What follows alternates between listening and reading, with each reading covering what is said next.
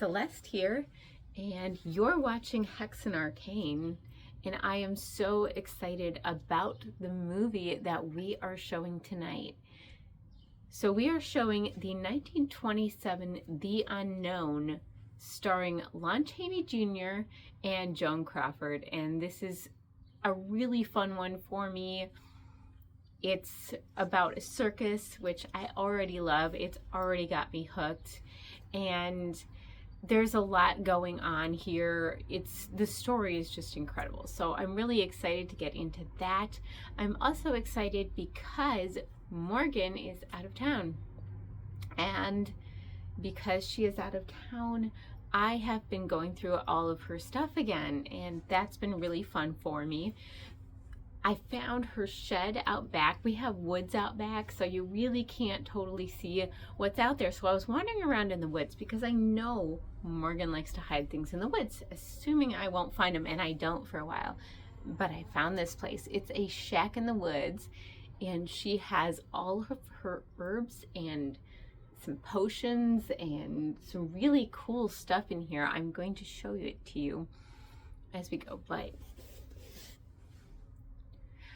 I'm very psyched about this because I feel like I get a chance finally to experiment with some of the stuff that I've been wanting to. So she had all these herbs and potions. She told me not to touch them. She told me not to mess with them. She said it would be a bad idea. So she hid them in the woods when I wouldn't leave them alone because I was testing potions on the pets, and that didn't go great. So I'm just going to try them myself this time and see what happens. I wanted to mix things together. So chemistry was always one of my strongest subjects, in that I was always very excited to do the experiments, and I always passed my classes. They said it was because they wanted to get rid of me and that I was a menace or something like that, but so we're showing The Unknown. There's some really cool trivia about this movie too I'm excited to share with you, and I really think that you guys will enjoy this one. It's actually a good one in my opinion, and there's sort of an ironic twist to the ending, which I love. So you guys sit back, relax, and start The Unknown, and I am going to pick all of her herbs that are all over here.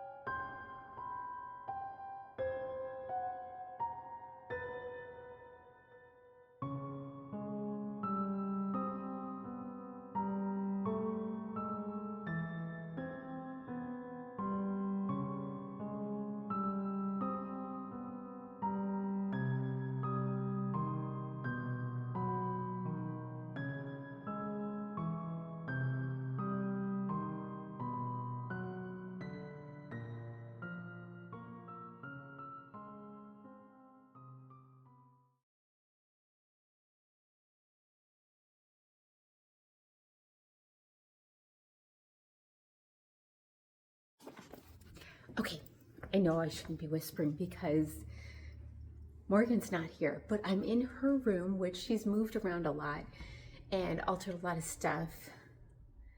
She's kind of one of those people that redecorates all the time, but pretty, right? There's a whole bunch of stuff else. I thought I would kind of get into her things. Ooh, when did she get this? These are cool. Anyway, so you guys are gonna come snoop with me. No, that's just TV and clothes. She has Yahtzee. A little piano thing. Oh, her closet. I know she's got to keep the good stuff in here. Locked. She must know that I would get into this.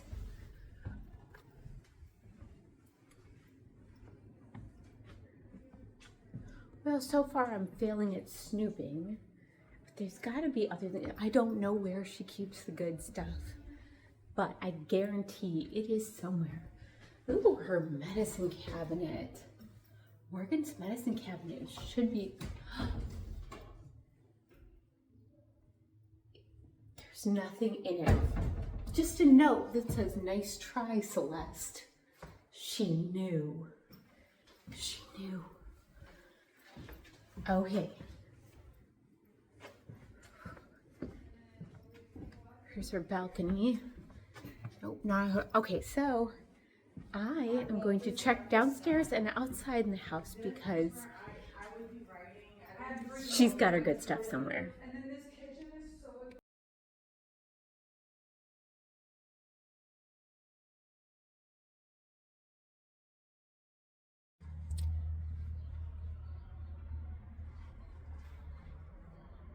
Look at this little shed. I cannot believe it. So I had to walk pretty far into our woods, but there's a lot of really neat stuff. It's kind of tiki-ish here. This is so Morgan. Look at this lamp. That's very Morgan right here. The whole thing is just so witchy. I can't believe she was hiding this from me. I don't know why. Actually, I kind of know why. Because she's been trying to keep me out of some stuff she said was dangerous. But, you know, she always gets into my stuff when I'm out of town. So I figured, why not? Oh, there's a little nest. Anyway, hope you guys are enjoying this movie so far. I know I am. It's one of the ones that I actually really have fun with. I love Lon Chaney Jr. I think the acting in this is great. So let's do a little more exploring and maybe some trivia. I did want to address something because this movie discusses being disfigured in some way. And there's a lot of interesting facets to that in this movie, which I'm excited to watch as it unfolds. But I did want to say that, yes, I'm being extremely cautious because, as we know, there is a tendency for things that happen in the movie to sort of relate to what's going on with Morgan and I. And we've kind of noticed a pattern there. We've been talking about how much it relates to it. So I'm being absolutely extremely careful in what I'm doing with the potions, how I'm doing them, what I'm exploring. So don't you worry. I don't really have any fear there. I might go get on some witchy outfit and walk around the woods and do some spells and stuff like that. But I really can't see any danger or harm there. And Morgan is never going to know.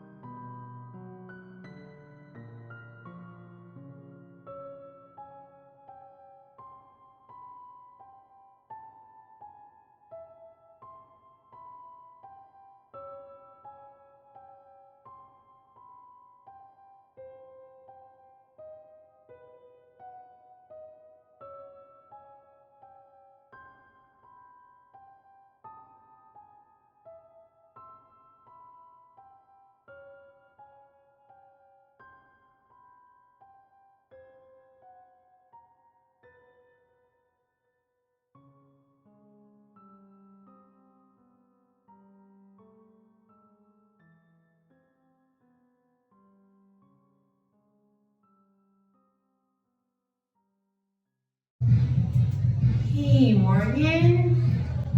Celeste. Hey, how's your vacation?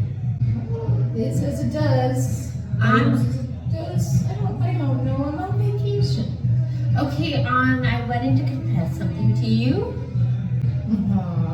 What'd you do? I found your shed in the woods where you hid all the stuff that you thought I was going to go look for in your bedroom that wasn't actually in your bedroom.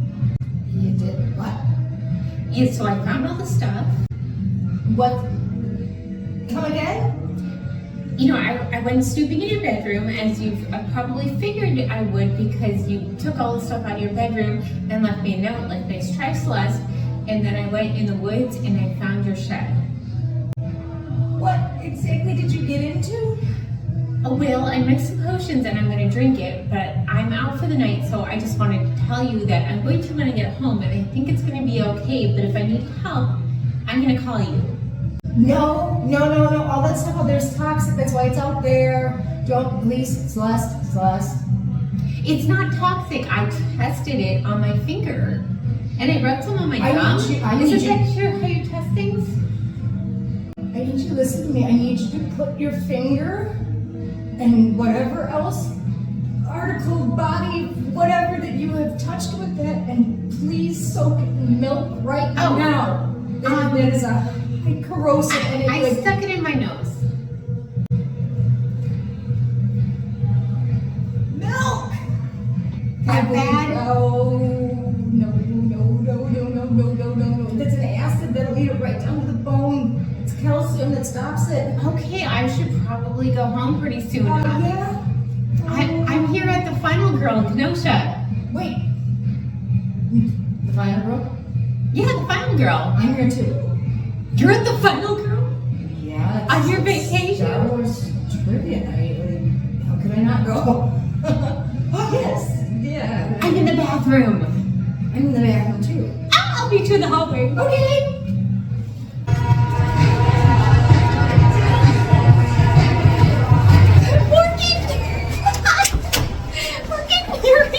This is the finger. What are it okay? the odds of successfully navigating an escort? I'm so glad you're here. No, I'm gonna go order milk. Are you okay? Yes. Yeah, you're fine. I'm playing that old man, and look a lot worse than it. 2,700. You look short today. I feel short today. It definitely changes up the I'm short on everything. Height, money, time. I don't know. And I'm supposed to be on vacation. Also, ingredients, because I spilled most of them. First place with 31 points. And they'll pick up in the second place with 24. And But I found them. It was like a scavenger hunt. Anger management has taught me this is not worth exploding over. 2, 4, 6, 8, 10. Take deep breaths, Morgan. Round 2. Deep breath. Breathe in. Here we go. Imagine a balloon or something. Round 2, question 1. Breathe out. Imagine punching somebody. Breathe in. First names. Imagine stabbing somebody. What are Luke Breathe out. Skywalker's aunt and uncle's Imagine first burning somebody to names? death. Better? Much better. Alright, let's go have a drink. Yes, we will go to shopping. Right, Shopping yeah. for fresh ingredients too at some point in time, so we'll have to make a good day. No, see, this is how she makes me spend time with her. Yes, and I'm gonna try the potion when I get home.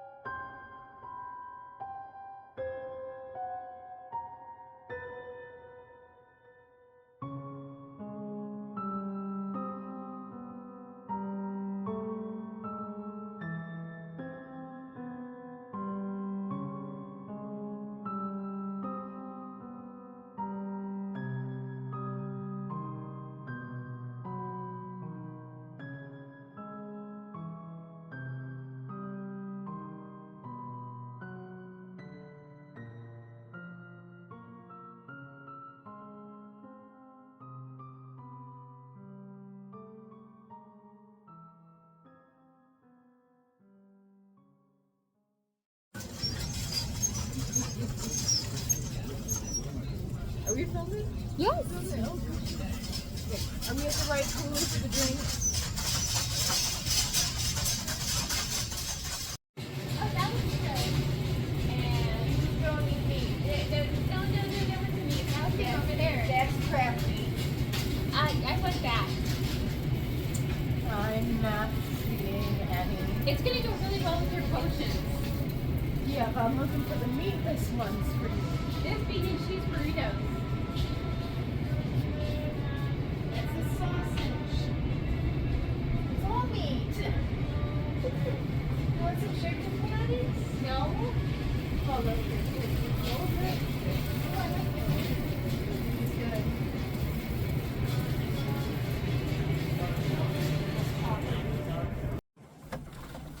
Get your tea, Morgan.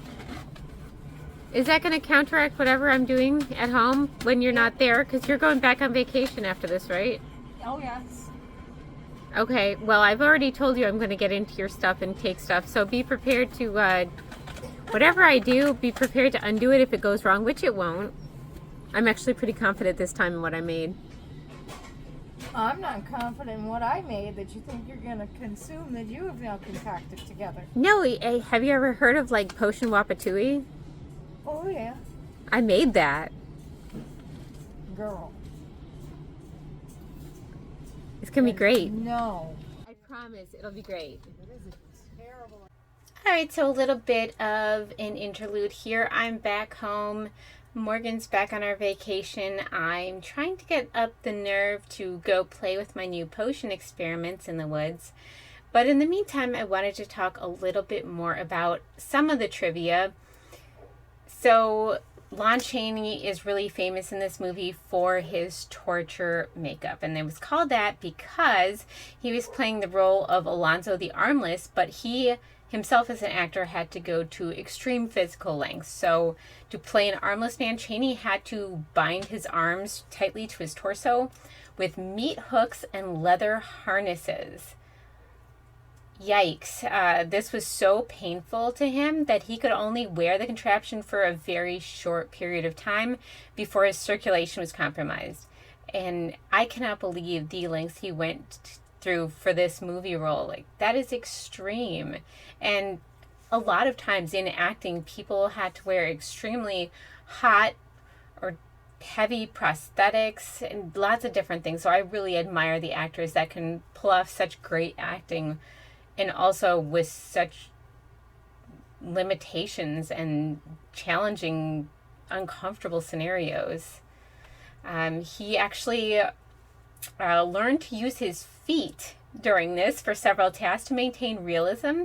He actually learned how to use his feet. So though a real-life double who was an armless man named Paul Demusk was used for some of the more complex scenes like the knife throwing and cigarette lighting sequences, Lon Chaney did actually learn how to use his feet for some things.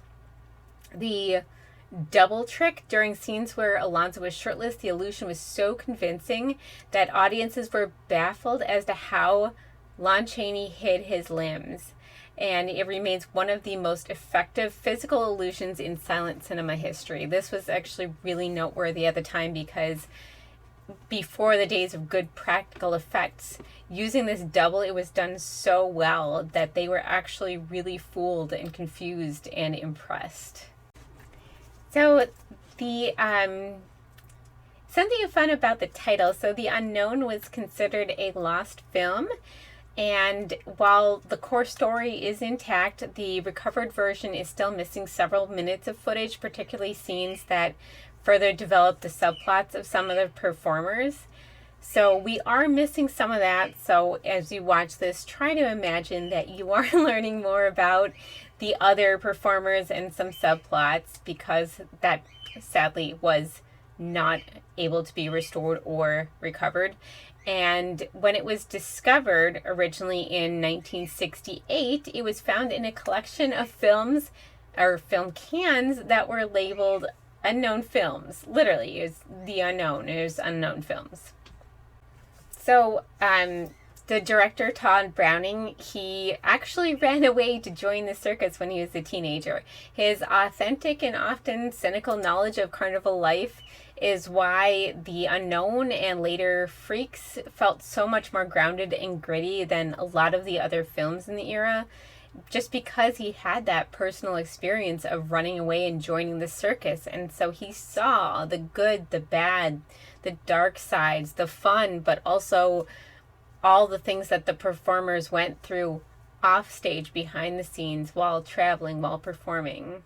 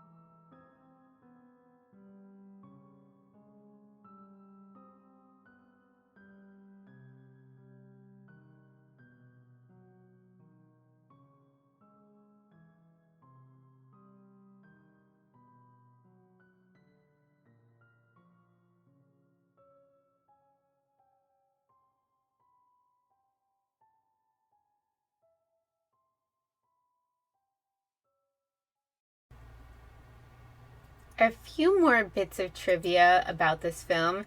So the toe smoking.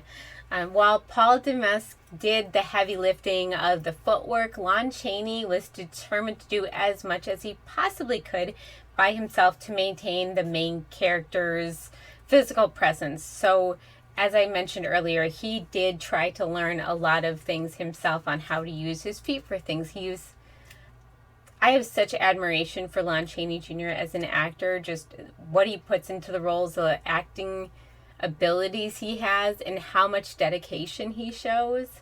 So he spent weeks at home practicing how to use his feet and hold objects with them, and he reportedly got to the point where he could actually transfer a cigarette from his toes to his mouth and light it.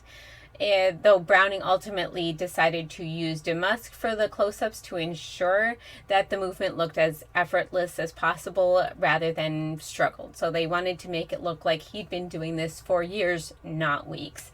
But I think that's so cool that Lon Chaney Jr. actually went to the point of, I don't know how, can I apply lipstick with my toe? This is something I need to know now. What can I do with my foot? Okay, I have to lift my foot with my hand, which is already not a good sign. No, very badly, and I have to use my hand to... So I would never be able to do that. That is actually really impressive.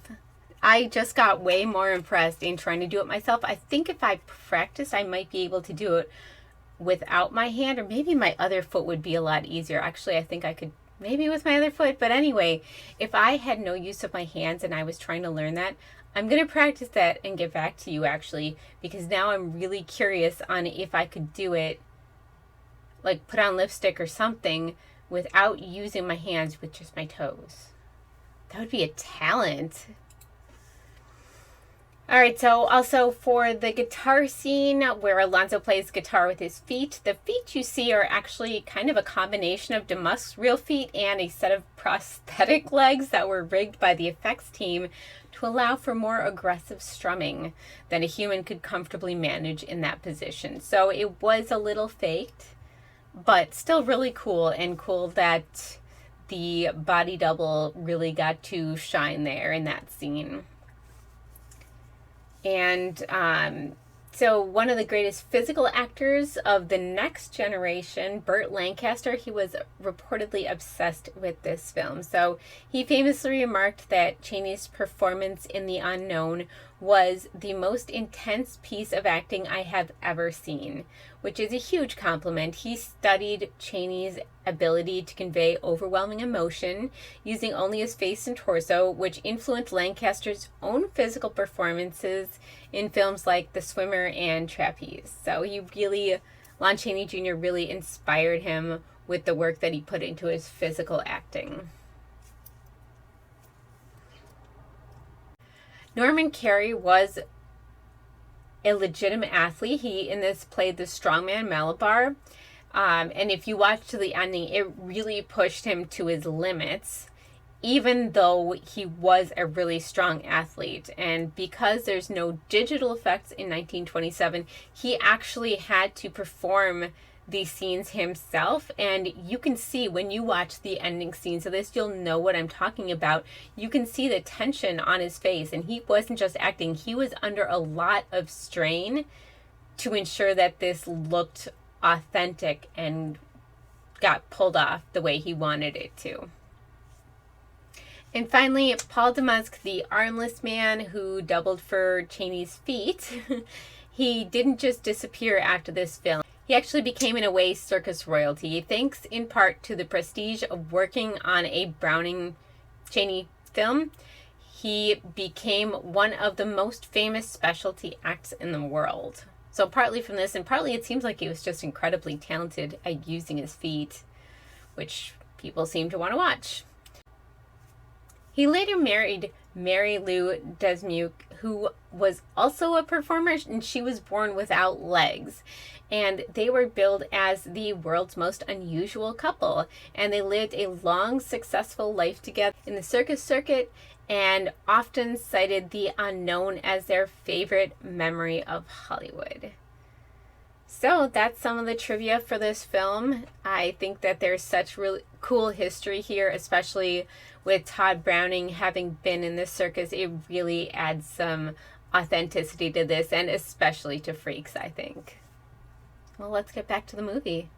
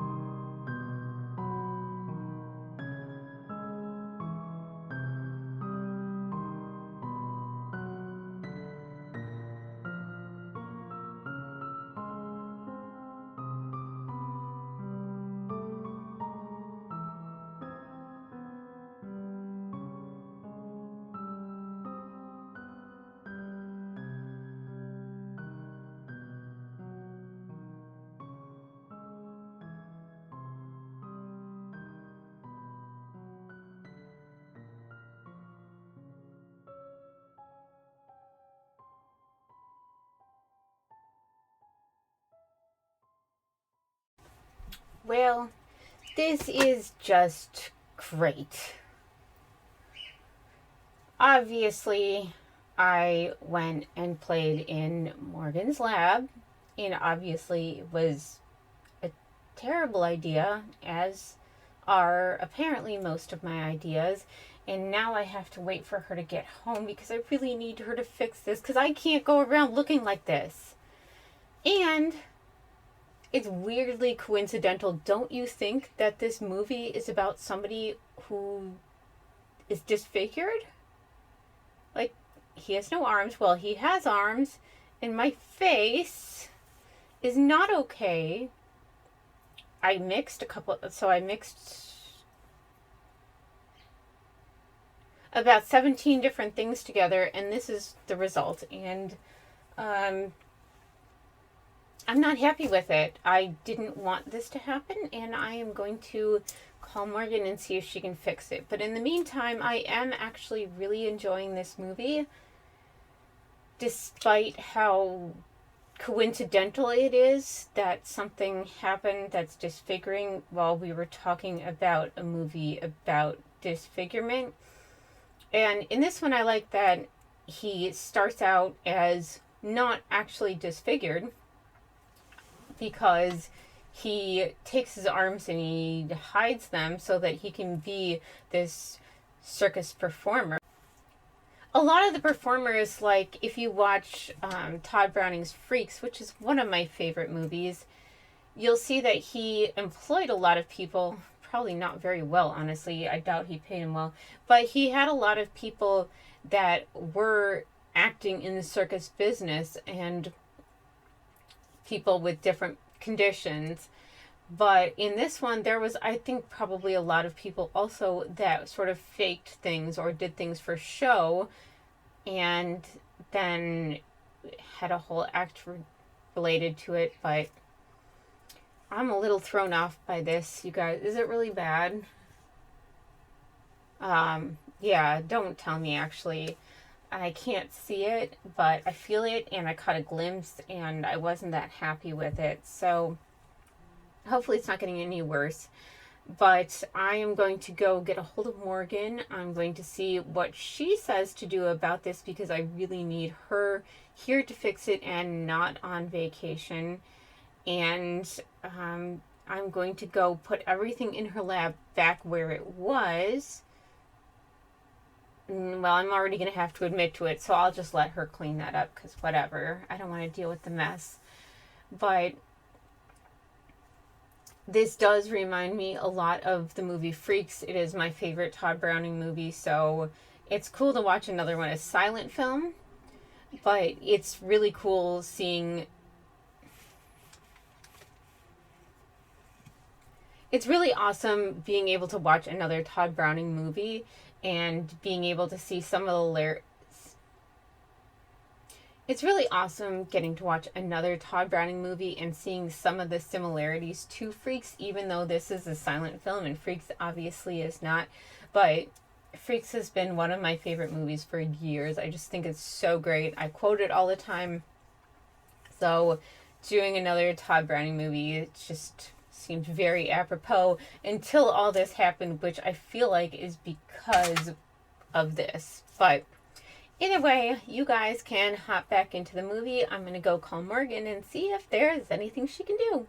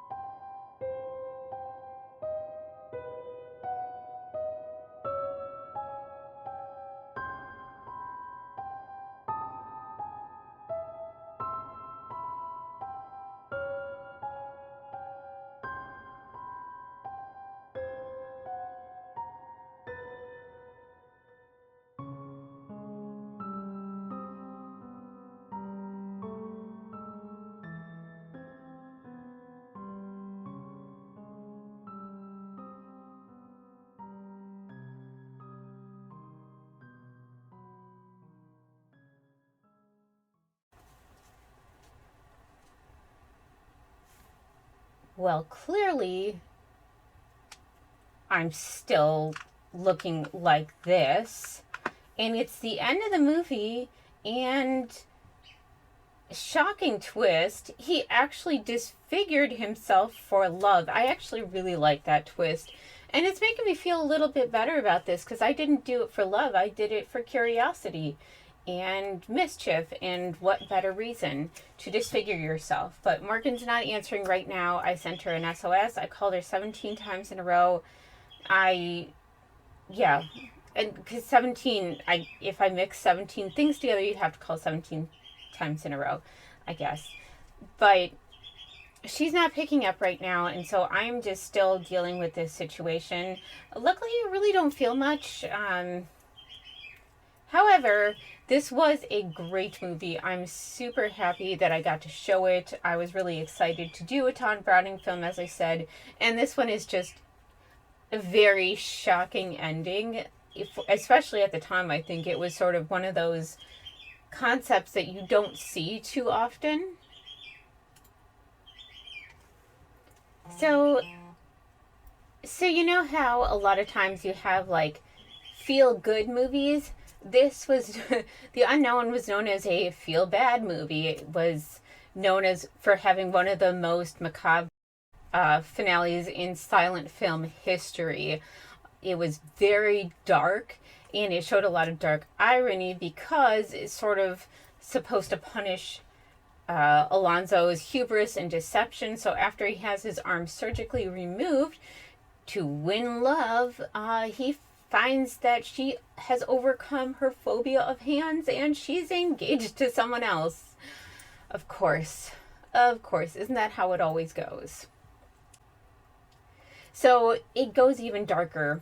So Alonzo then is super upset that his rival Malabar is there, and he tries to create this circus stunt where Malabar's arms are being pulled in opposite directions by horses on treadmills, and he tries to sabotage it to actually tear his arms off so that he shares his disfigurement. However, when he sees that this girl he loves is in danger, he actually genuinely shows some repentance, some change, and selfishness, and he pushes her out of the way, and he is trampled to death. But he dies armless, and his rival then goes on to marry the girl. So it's a very interesting ending and very dark for such a old film. And at the time of its release, this film was a really big hit, but it was very deeply unsettling to critics. So Chaney's performance was universally praised. They said he did an amazing job, and I agree. He was great.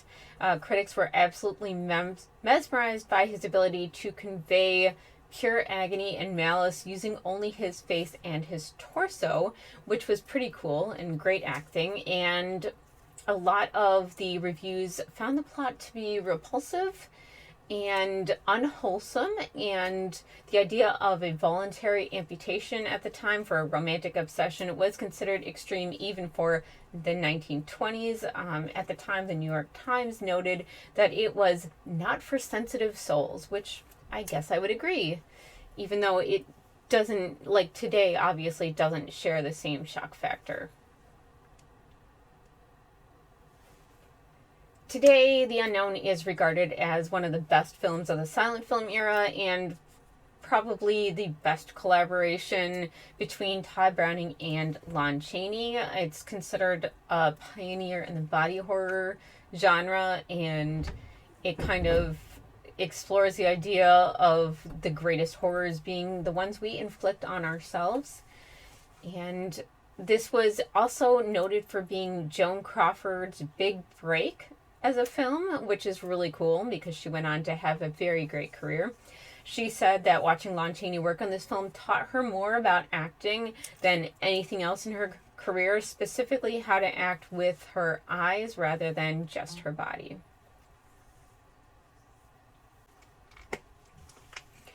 Now I want to say we ended this film, and I want to go into another short film, and this one is very near and dear to my heart. It was a labor of love by a dear friend of mine, Scary Gary. He's a fellow horror host. You should definitely look him up. He is such an amazing, creative, and passionate person. And I was very honored to be included as part of this project. And so I'm very, very happy to be showing the facts in the case of M. Valdemar.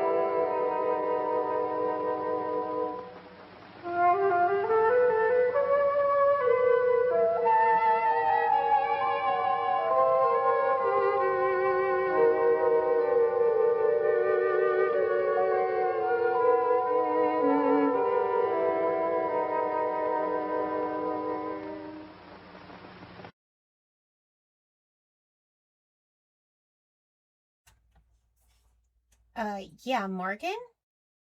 Morgan, no, it's Celeste. Listen to me. I know you're on vacation. I know you needed a break from me. Morgan, listen. I tried the potion Wapatui. It wasn't good. I need you to come back right now. Stop yelling milk at me and just come back and help me, please.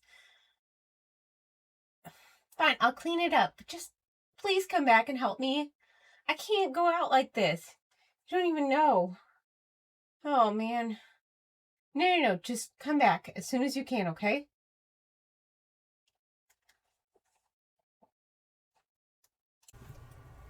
So fortunately for me, Morgan returned. She was able to fix the face. Milk, as she said, when we were at the final girl, that's what I had to do, is just pour milk on it. She told me the solution right there, and I guess I just didn't even pay any attention. But I'm super thankful that she was able to fix it. So fortunately for me, Morgan returned. She was able to fix the face. Milk, as she said, when we were at the final girl, that's what I had to do, is just pour milk on it. She told me the solution right there, and I guess I just didn't even pay any attention. But I'm super thankful that she was able to fix it. But this is a modern silent short film. It was actually made by my dear friend, Scary Gary. He is a fellow horror host who does Spooky Movie Time with Scary Gary, and he is also a filmmaker, and he is a brilliant filmmaker. What is in my hair?